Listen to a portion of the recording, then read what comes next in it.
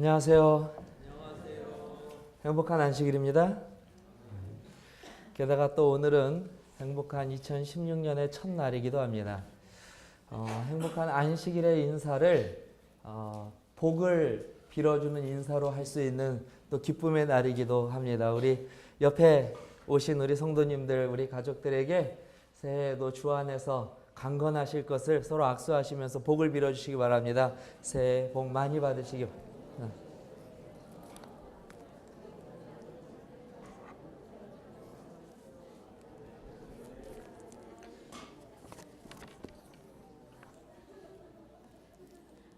좋죠? 교회도 오고 복도 받고 복도 빌어주고 오늘만 하실 것이 아니라 주님 오시는 그날까지 이렇게 형제에게 복을 빌어주는 저와 여러분 되시기를 간절히 바랍니다. 자, 오늘은 드디어 원래는 작년에 마쳤어야 하지만 여러 가지 사정으로 어쨌든 마칠 수 있게 해주신 하나님께 감사를 드립니다.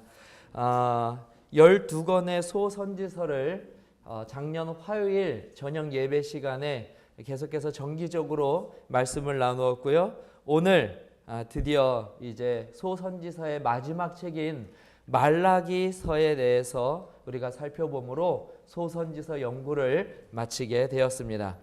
자, 우리 말라기서를 다 펴서 우선은 준비하여 주시기 바랍니다. 말라기.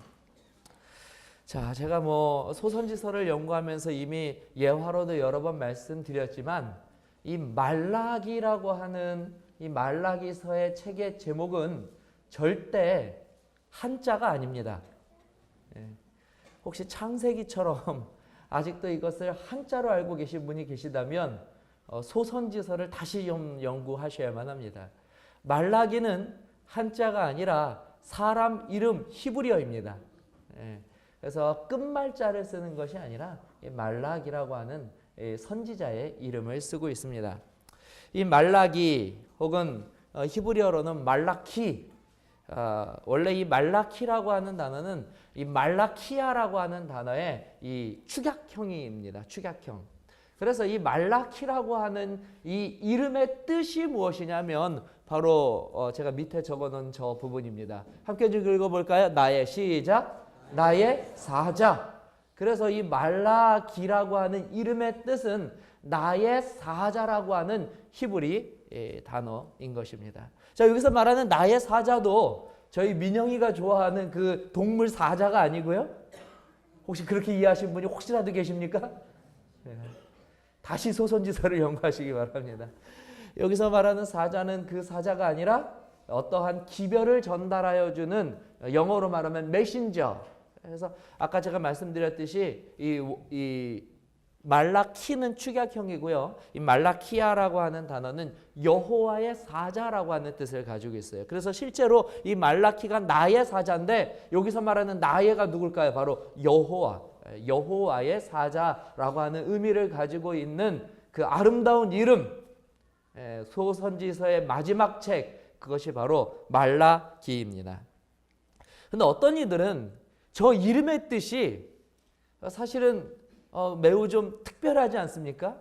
예를 들어서 여호와의 향기라든지 이런 식의 이름의 뜻을 가지고 있는 것이 아니라 이름의 뜻 자체가 여호와의 메신저, 다른 말로 하면 여호와의 선지자라고 표현할 수도 있는 것입니다. 그래서 어떤 학자들은 이 말라키는 별명이다라고 주장하는 학자들이 있어요. 그래서 이 실제 여호와의 사자는 누구일까를 굳이 찾습니다.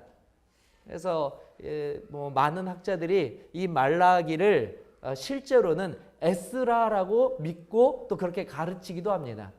아마 성경을 좀 지난 시간에 제가 말씀드렸던 성경의 연대 구분을 하실 수 있는 분들이라면 아마 그 주장이 그렇게 불가능한 주장은 아닐 것을 아실 겁니다. 모르시면 조금 이따 설명해 드리겠습니다.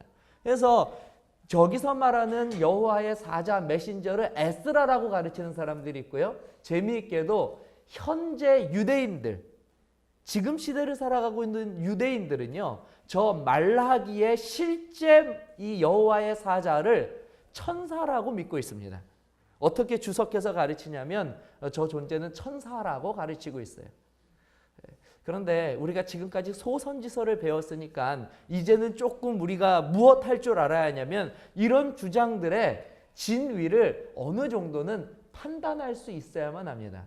자, 에스라라고 이야기하거나 혹은 천사라고 주장하는 이 저자에 대한 주장들이 틀린다고 우리가 만약에 주장한다면 몇 가지 이유를 댈 수 있을 것인데요. 혹시 제가 지금 말씀드리려고 하는 이 이유를 혹시 대실 수 있는 분이 계십니까?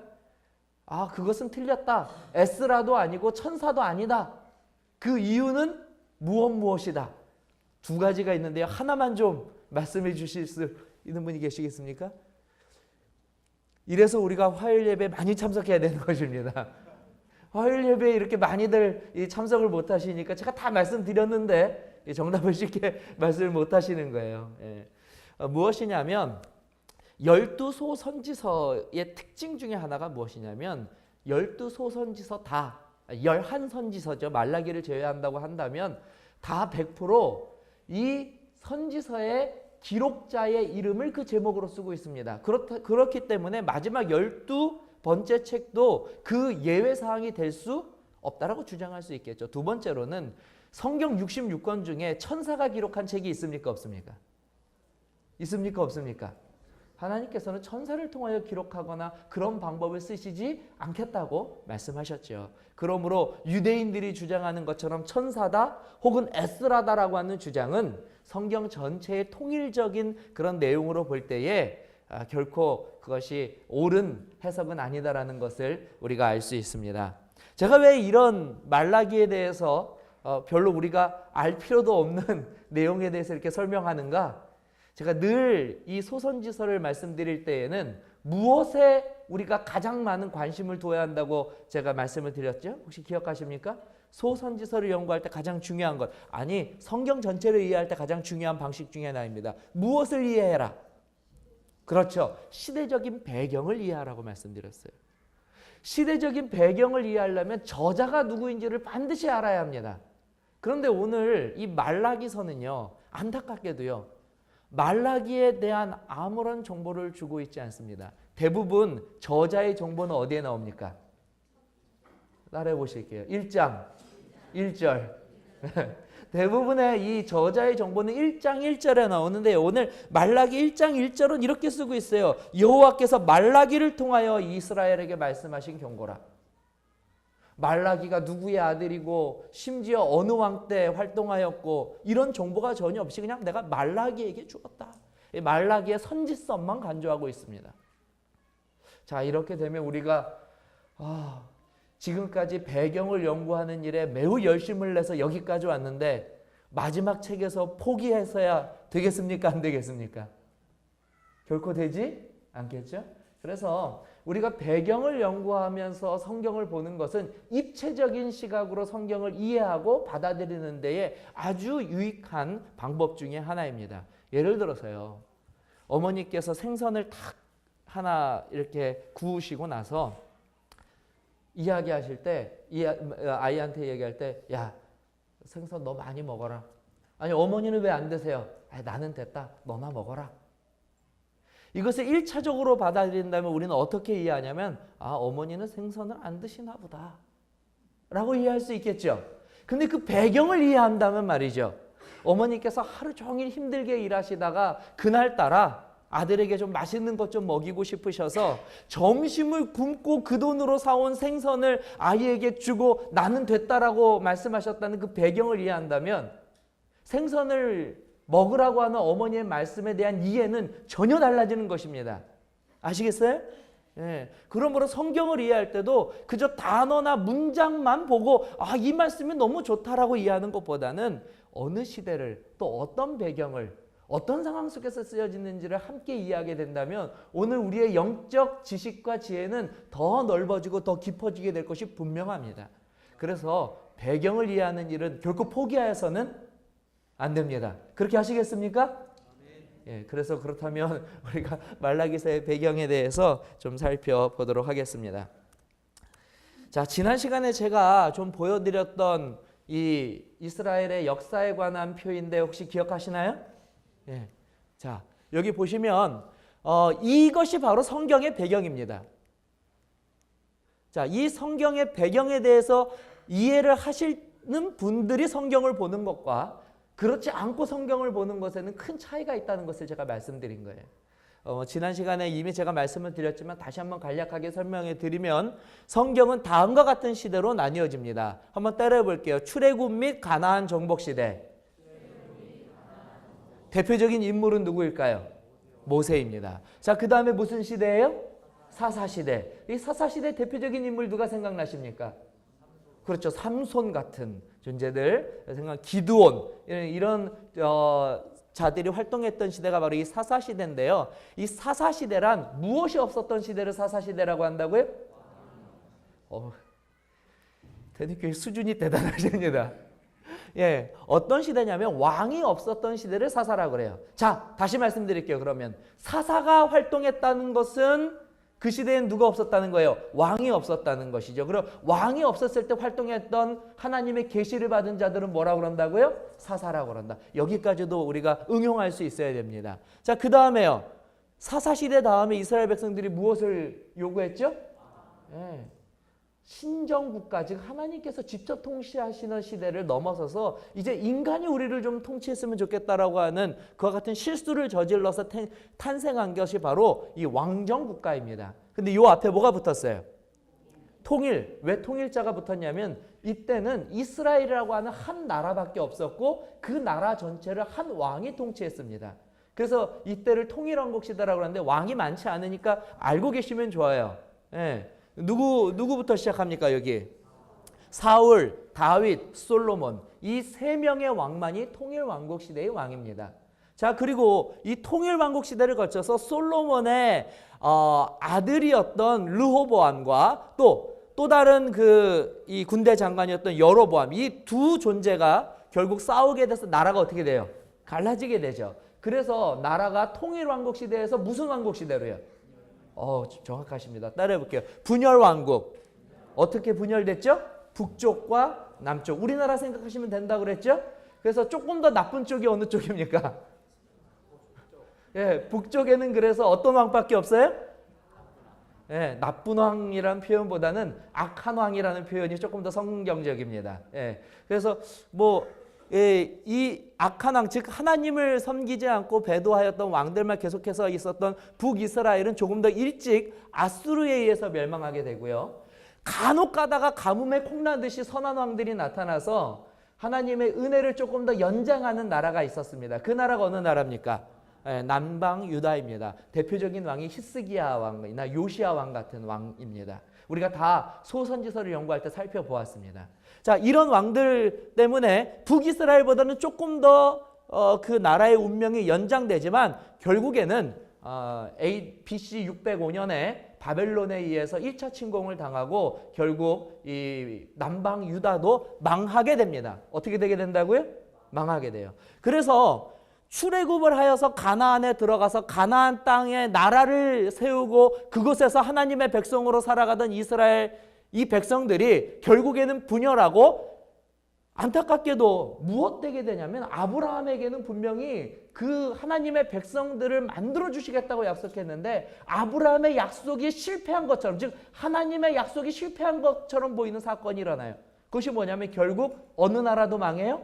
남방 유다도 망하게 됩니다. 그래서 망했는데도 불구하고 성경의 역사가 끝나지 않고 시대가 넘어가고 있어요. 이것이 바로 은혜입니다. 자, 무슨 시대로 넘어가냐면 한번 따라해 보겠습니다. 포로 시대. 자, 이 포로 시대는 뭐냐면 하나님께서 남방 유다가 망하긴 하였지만 아직까지도 무엇하지 않으셨다는 거예요. 망해도 포기하지 않는다. 그것이 우리 하나님의 이 약속의 정신이십니다. 망해도 포기하지 않으세요. 끝까지 희망을 가지십니다. 그래서 예레미야 선지자를 통하여 몇 년 만에 다시 돌아올 것이라고요? 70년 만에 다시 돌아올 것이다. 이때 활동했던 대표적인 선지자가 누굽니까? 더 대표적인 선지자 다니엘입니다. 다니엘. 다니엘이 선지자예요. 그래서 다니엘 선지자, 즉 다니엘이 이때 활동하면서 예레미야에게 주어졌던 70년 약속에 대한 기별을 깨닫고 무엇했습니까? 나이 80이 넘었는데 무엇하였어요? 죽기를 각오하고 금식한 겁니다.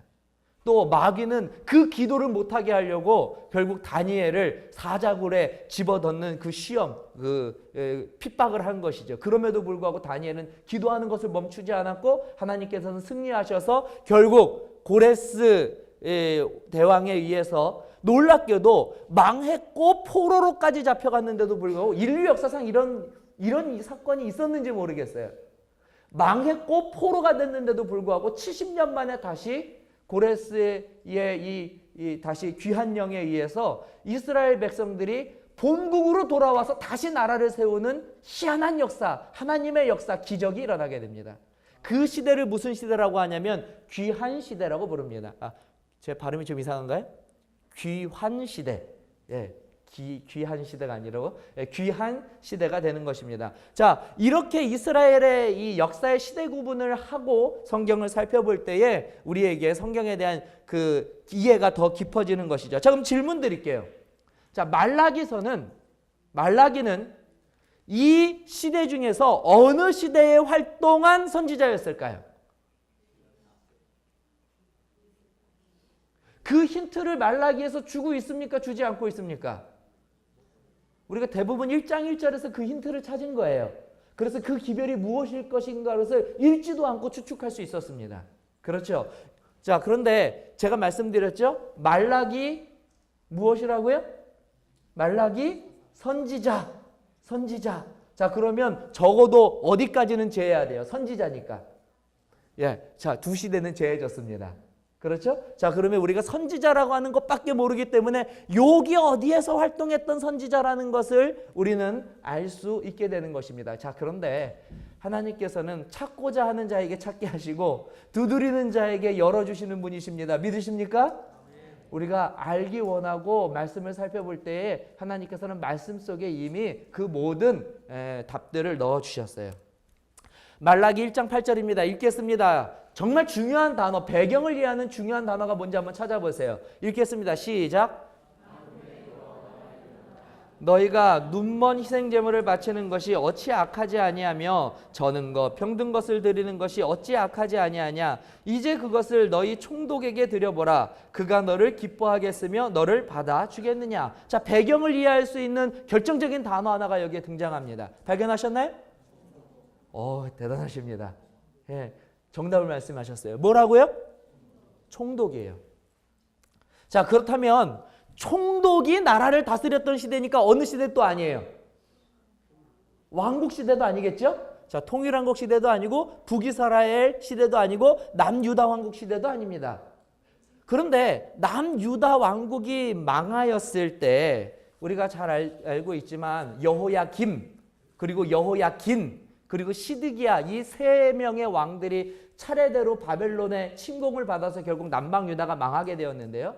마지막 왕인 시드기야 왕이 죽자 이제 바벨론에서는 더 이상 유다의 왕을 허락하지 않습니다. 그래서 이때부터 유다가 망한 다음부터 유다를 다스리는 그 대표가 왕에서 무엇으로 바뀌게 돼요?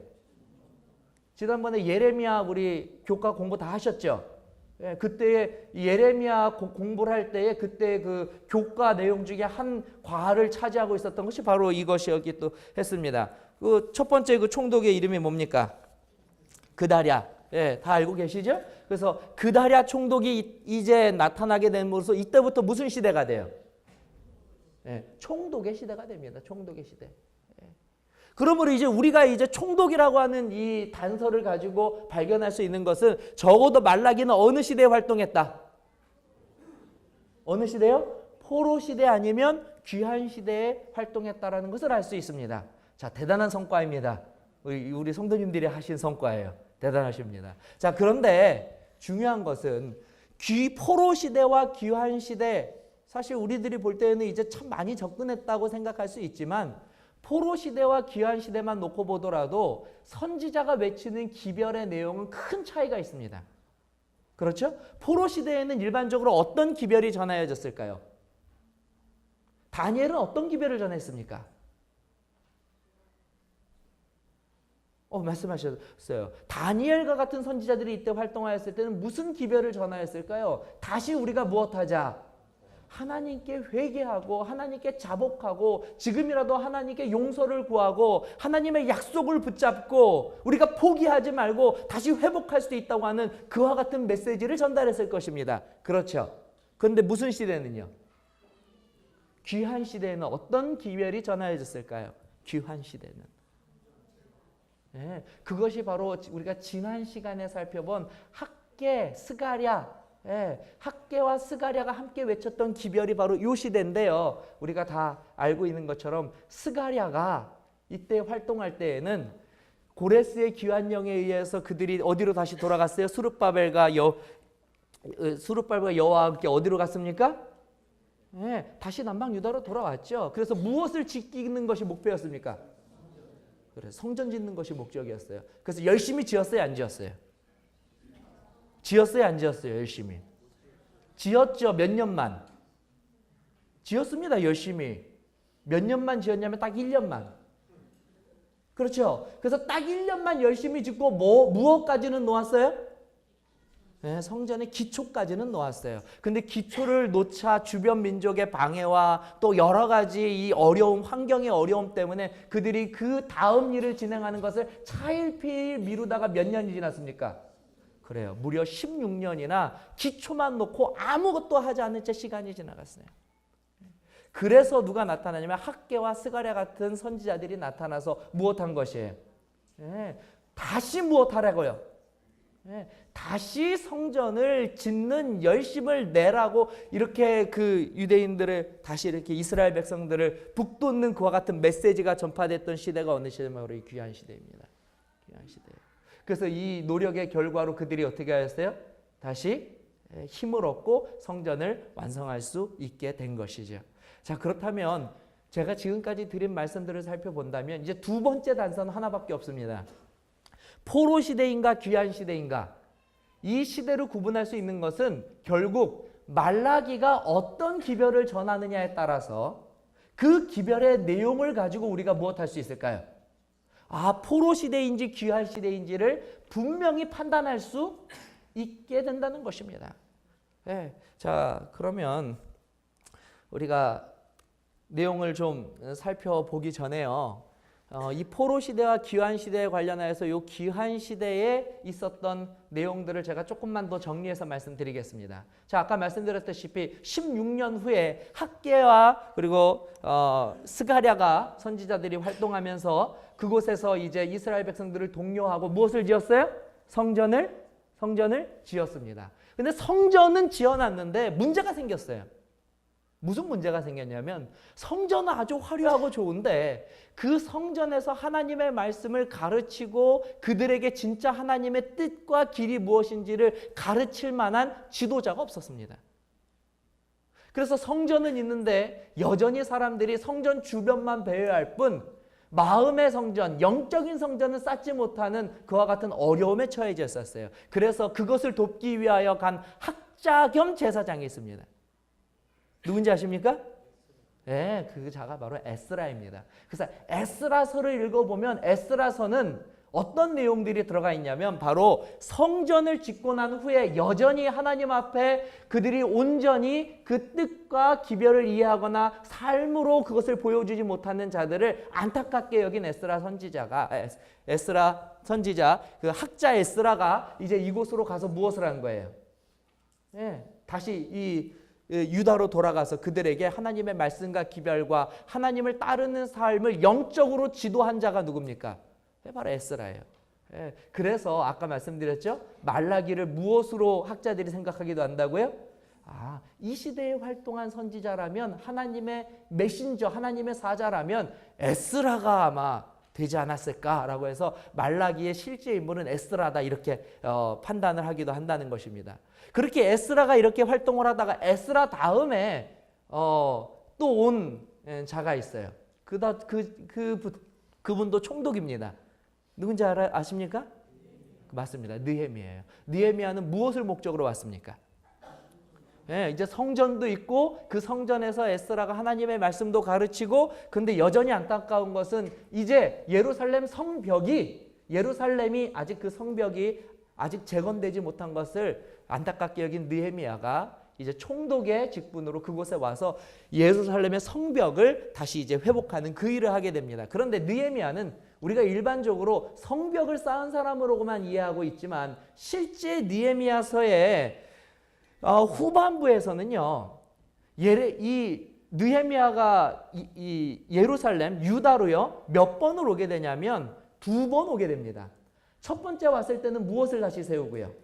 성벽을 세우고 돌아가고요. 2번째 방문하였을 때는 무엇을 하냐면 에스라와 함께 영적으로 낙후되어 있던 이 이스라엘 사람들의 영적 수준을 높이는 바로 그 영적 개혁 부흥 운동을 함께 하게 돼요. 그래서 느헤미야 13장에서는요. 느헤미야가 그곳에서 이스라엘 백성들의 죄악들 그리고 그것들을 해결할 수 있는 방법들과 하나님의 뜻을 전달하는 그런 메시지들이 느헤미야의 마지막 부분에 기록되어 있는 것입니다.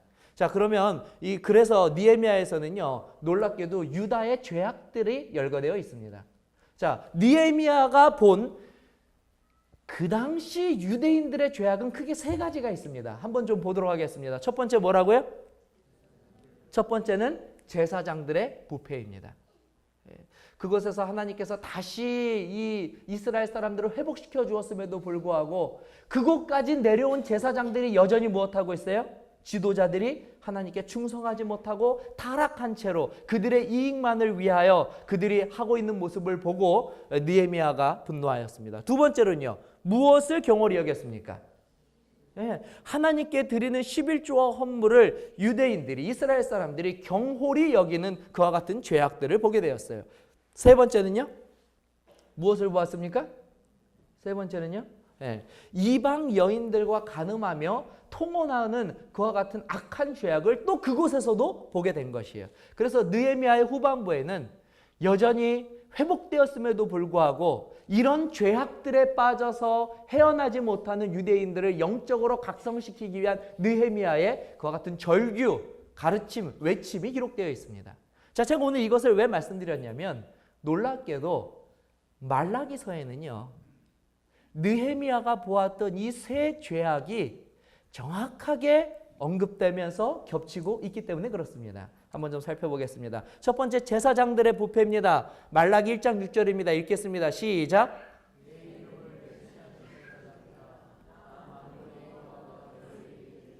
아들은 그 아버지를 종은 그 주인을 공경하나니 내가 아버지일진데 나를 공경함이 어디 있느냐? 내가 주일진데 나를 두려워함이 어디 있느냐 하나 너희는 이르기를 우리가 어떻게 주의 이름을 멸시하였는가 하는도다.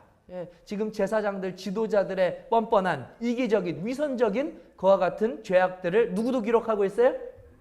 말라기도 기록하고 있습니다.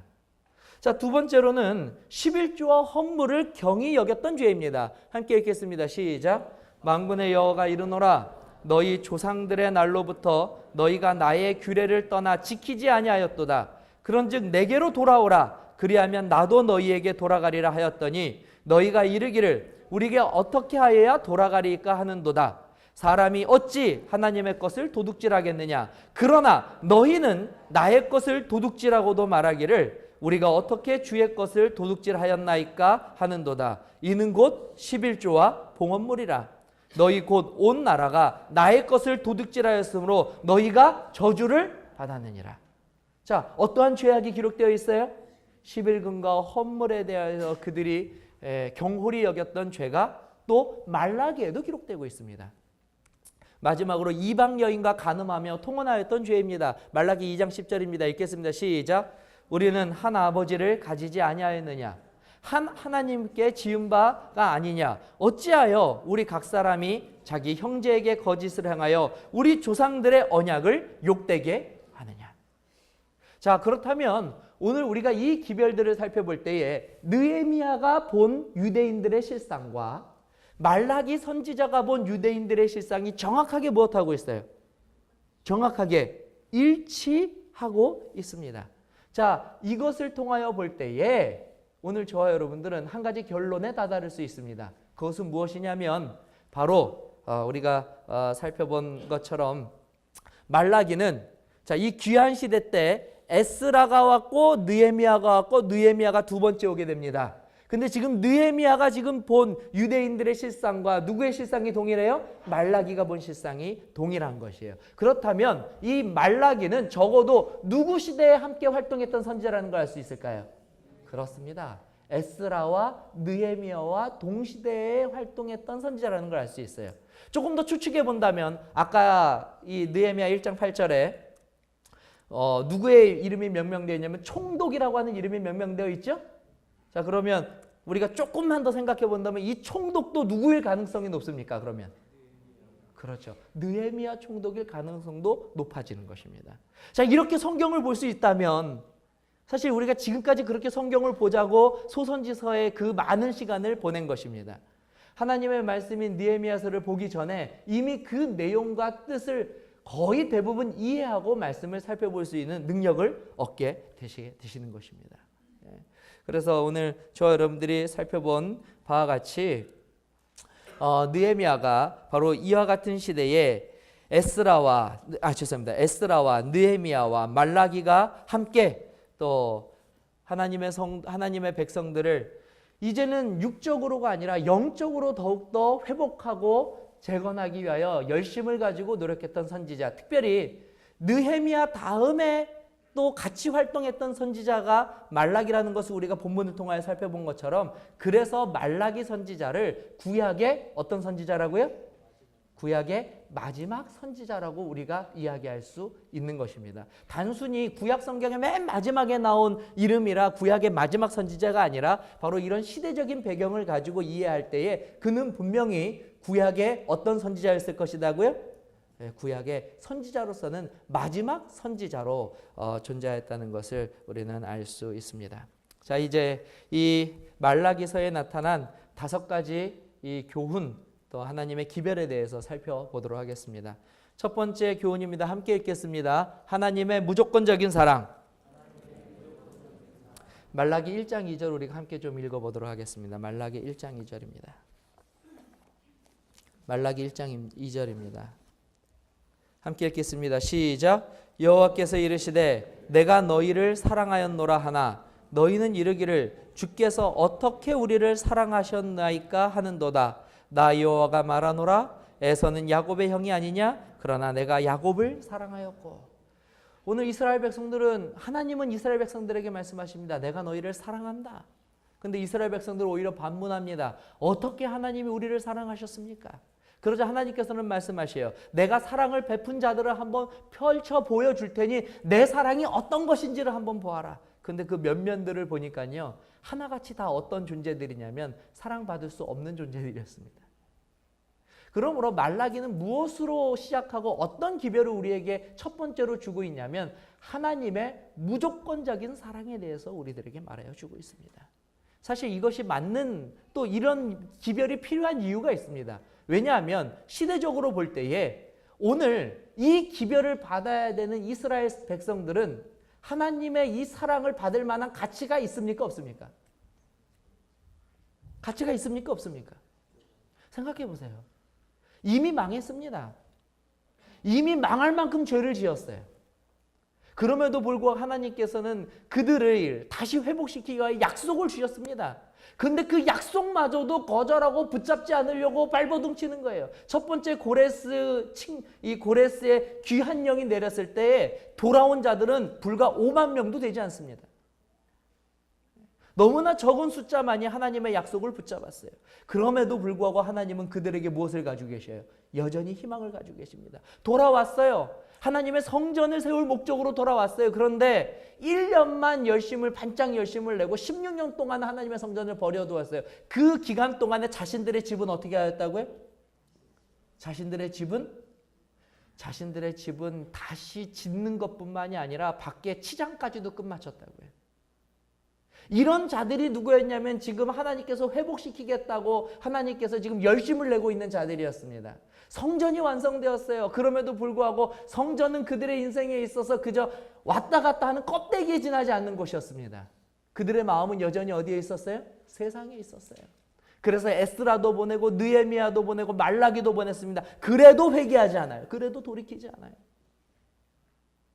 그런데도 그럼에도 불구하고 하나님은 그들을 무엇이라고 부르기를 부끄러워하지 않냐면 이는 내 백성이고 이는 내 사랑하는 자라고 말하기를 부끄러워하지 않으신다는 그 기별이 말라기의 기별입니다. 오늘 저와 여러분들은 어떻습니까? 2016년 오늘 첫 해가 시작되었습니다. 오늘 이전의 나의 삶을 볼 때에 하나님께서는 과연 오늘 나를 사랑하실 만한 가치가 있겠습니까? 오늘 우리는 하나님의 성전에 나와 하나님의 사랑을 나는 마땅히 받아야 된다고 주장할 만한 그와 같은 어떠한 하나님 앞에 우리가 내세울 것이 있으십니까? 그럼에도 불구하고 오늘 우리는 이곳에 은혜로 앉아 있습니다. 왜냐하면 하나님이 이스라엘 백성들을 사랑하시고 부르신 것처럼 말라기를 통하여 부르셨던 그 호소처럼 여전히 무조건적인 사랑으로 오늘 저와 여러분들에게 그 자격을 허락하여 주셨기 때문입니다. 내가 얻은 것이 아니라 하나님께서 주신 것입니다.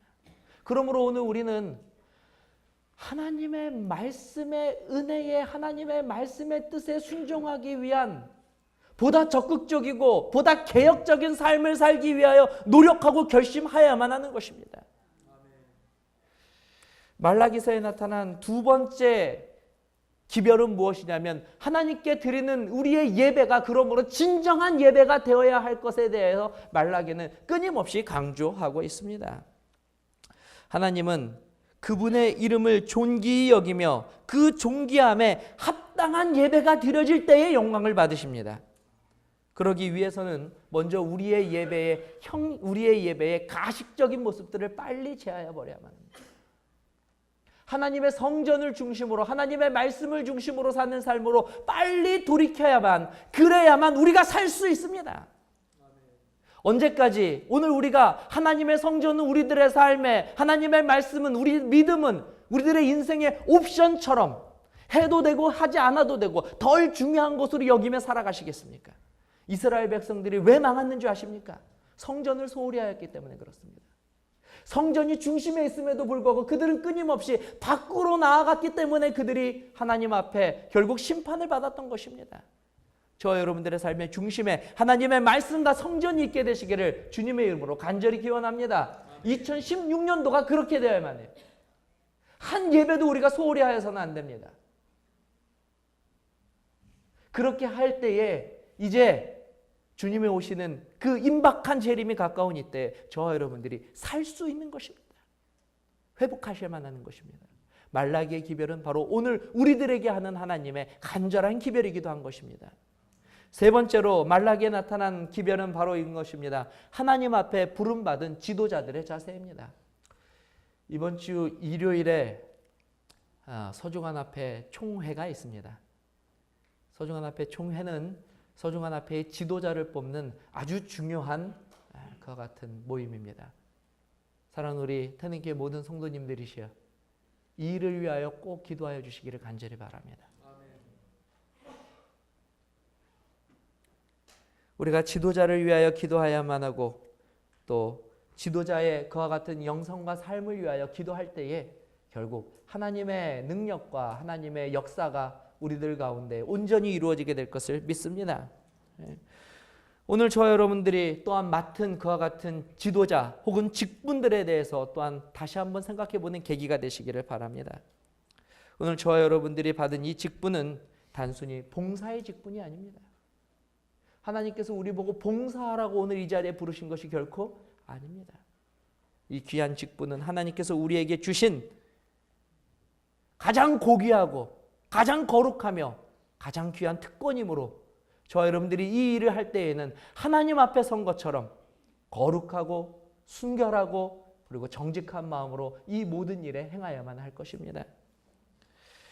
결코 개인적인 감정이나 개인적인 이득이나 개인의 영광이나 개인의 안위를 앞세우는 태도로 이와 같은 하나님의 직분을 대한다면 그것은 하나님께 오히려 영광을 끼치지 못하는 죄악이 되게 될 것이기 때문에 그렇습니다. 하나님 앞에 직분을 맡은 모든 하나님의 거룩한 백성들이 하나님 앞에 이와 같은 아름다운 모습으로 서게 되기를 주님의 이름으로 간절히 기원합니다. 네 번째로 말라기에 나타난 네 번째 교훈은 하나님께서 주시는 언약의 신실함입니다. 저는 언약이란 두 가지라고 생각합니다.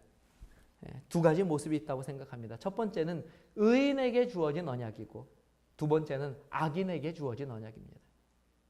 의인에게 주어진 언약이란 구원이며 악인에게 주어진 언약이란 심판입니다. 그런데 놀라운 사실은 이 언약은 우리가 선택할 수 있다고 하는 사실입니다. 오늘 우리가 어떤 언약을 받는 것은 오늘 우리의 믿음과 오늘 우리의 삶과 우리의 결단에 달려있다고 하는 그와 같은 사실을 저와 여러분들이 하나님의 지혜로 알게 되시고 선택하게 되시기를 간절히 바랍니다. 그러므로 이왕이면 우리들에게 아름다운 열매, 아름다운 결과, 지혜로운 선택을 할 수 있는 우리 모든 하나님의 백성들이 되게 되시기를 간절히 바랍니다. 마지막으로 하나님께서 우리에게 보내주시는 메시아에 대한 언약을 말라기서는 담고 있습니다. 메시아, 메시아라고 하는 단어는 히브리어죠. 헬라어로 이 메시아는 어떻게 번역될 수 있습니까? 어떻게 바뀌게 됩니까? 메시아라고 하는 단어가 바로 그리스도라고 하는 단어입니다. 그래서 오늘 우리는 예수님을 우리는 누구라고 부르고 있습니까? 그래서 우리는 예수님을 그리스도라고 부르기에 꺼리지 않는 것입니다. 우리가 예수 그리스도라고 부를 수 있다는 것은 얼마나 귀한 특권인지 모릅니다. 끊임없이 예수를 그리스도라고 부를 수 있는, 또 그렇게 믿을 수 있는 저와 여러분 되시기를 바랍니다. 이 말라기 선지서에서는요, 예수 그리스도의 탄생을 아주 생생하게 묘사하고 있습니다. 특별히 그분의 탄생과 관련하여서 그의 앞길을 예비하는 엘리야, 즉 침례 요한에 대해서 예언하면서 메시아의 탄생에 대해서 예언하고 있습니다.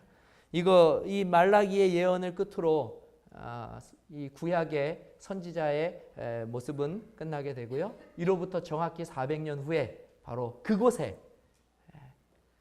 에스라, 느헤미야, 학개 이 모든 선지자들이 외쳤던 바로 그곳에 온 인류를 구원하신 그리스도께서 인간의 모습을 가지고 태어나게 되신 것입니다. 그러므로 오늘 우리는 그 예언이, 그 약속이 신실하며 그 약속이 분명하다고 하는 것을 다시 한번 발견하고 깨닫게 되는 것입니다. 사랑하는 성도 여러분, 이렇게 지금까지 우리는 말라기서를 살펴보므로 구약의 12 선지서에 대해 나타난 하나님의 기별들을 다 살펴보았습니다. 선지서를 좀 마치면서 그동안 좀 생소하기도 하고 또 그 내용이 어렵기도 한 말씀 연구에 진지하게 임하여 주신 우리 성도님들께 다시 한번 감사를 드립니다. 바라기는 우리가 지금까지 살펴본 이 모든 말씀들이 저와 여러분들의 삶의 하나의 미랄이 되어서 우리가 영적으로 더 성장하고 또 하나님의 말씀을 깨닫는 데 더 깊어지는 그와 같은 2016년 한 해가 되기를 또한 주님의 이름으로 간절히 기원합니다. 오늘 우리는 더욱더 자라나야 합니다. 우리는 오늘 더욱더 하나님의 말씀에 깊어져야만 하는 것입니다. 그것이 바로 하나님께서 오늘 우리들에게 바라고 원하시는 것입니다. 이와 같은 모든 일들이 일어나기를 간절히 바라며 오늘의 말씀을 마치도록 하겠습니다.